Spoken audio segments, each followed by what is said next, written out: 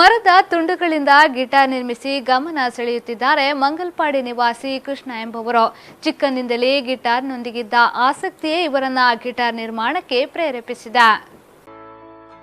ಚಿಕ್ಕದಿರುವಾಗಲೇ ಗಿಟಾರನ್ನ ಅತಿ ಹೆಚ್ಚಾಗಿ ಇಷ್ಟಪಡುತ್ತಿದ್ದ ಕೃಷ್ಣ ಅವರು ಬಡಗಿಯ ಕೆಲಸದ ಮಧ್ಯೆ ಗಿಟಾರ್ ಸಂಗೀತ ಉಪಕರಣವನ್ನ ಉಪಯೋಗಿಸಲು ಕಲಿತು ಮುಂದಿನ ದಿನಗಳಲ್ಲಿ ಇದರ ನಿರ್ಮಾಣದ ಬಗ್ಗೆ ತಲೆ ಕೆಡಿಸಿಕೊಂಡ ಇವರು ಅದರಲ್ಲಿ ಭಾರಿ ಯಶಸ್ಸನ್ನ ಕಂಡಿದ್ದಾರೆ. ಇದೀಗ ಗಿಟಾರ್ ನಿರ್ಮಿಸುವುದರಲ್ಲೂ ಅದೇ ರೀತಿ ಗಿಟಾರ್ ಬಾರಿಸುವುದರಲ್ಲೂ ಇವರು ಭಾರಿ ಚಾಣಕ್ಯತೆಯನ್ನ ಪಡೆದು ಎಲ್ಲರ ಗಮನ ಸೆಳೆಯುತ್ತಿದ್ದಾರೆ.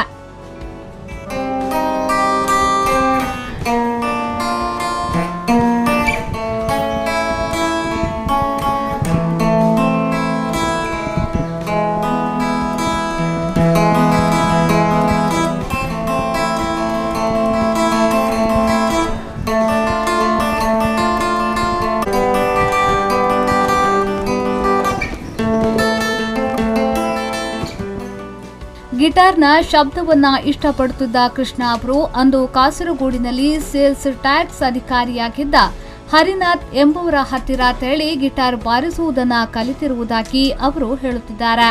പിന്നെ ഗിറ്റാർ പഠിക്കണമെന്നുള്ള ഒരു ഭയങ്കര ഒരു ഇതുണ്ട്. ഗിറ്റാറിൻ്റെ ശബ്ദം എനിക്ക് ഭയങ്കര ഇഷ്ടമാണ്, വോയിസ്.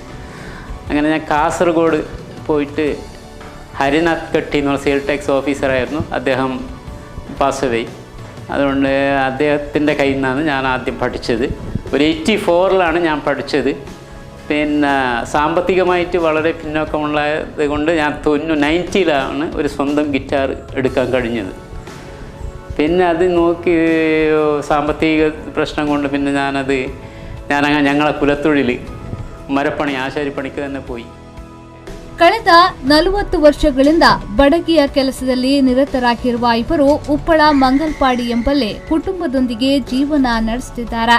ಧಾರ್ಮಿಕ ಸಮಾರಂಭಗಳಲ್ಲೂ ಕಾರ್ಯಕ್ರಮವನ್ನ ನೀಡುತ್ತಿರುವ ಇವರು ಕಾಸರಗೋಡಿನ ಶಾಲೆಯೊಂದರಲ್ಲೇ ವಿದ್ಯಾರ್ಥಿಗಳಿಗೆ ಉಚಿತವಾಗಿ ಗಿಟಾರ್ ಬಾರಿಸುವುದನ್ನು ಕಲಿಸಿಕೊಡುತ್ತಿದ್ದಾರೆ. ತಾನು ಕಲಿತ ವಿದ್ಯೆಯಿಂದ ಸಮಾಜಕ್ಕೇನಾದರೂ ಲಾಭವನ್ನ ದೊರಕಿಸಿಕೊಡುವ ಉದ್ದೇಶವನ್ನ ಕೂಡ ಇಟ್ಟುಕೊಂಡಿರುವುದು ಇವರ ವಿಶೇಷತೆಯಾಗಿದೆ.